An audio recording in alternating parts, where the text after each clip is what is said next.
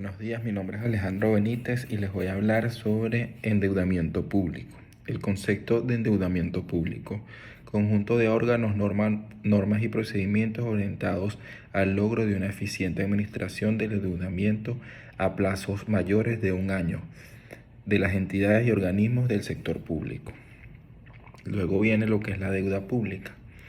La deuda pública, o también llamada deuda soberana, se entiende el conjunto de deudas que mantiene el Estado frente a los particulares u otros países.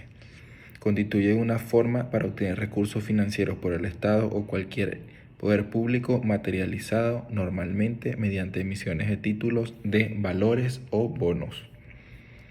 Clasificación de la deuda pública. La deuda pública se puede clasificar de acuerdo al criterio de la residencia del acreedor de la deuda.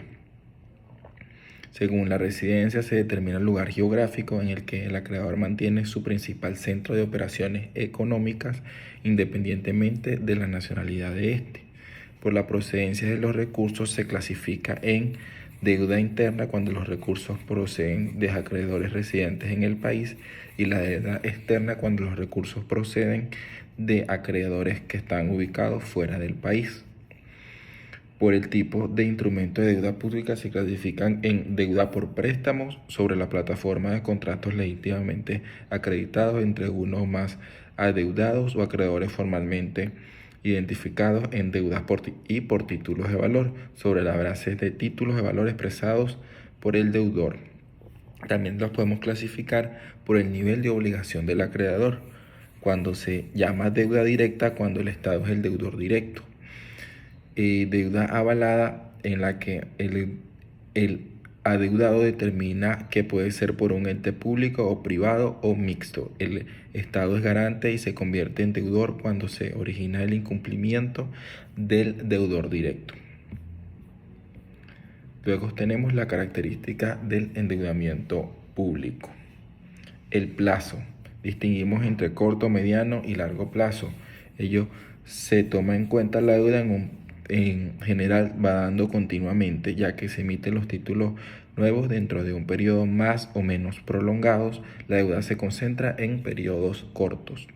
De carácter interna o externa, corresponde a dos criterios diferentes, jurídico y económico. Y luego tenemos los tipos de deuda.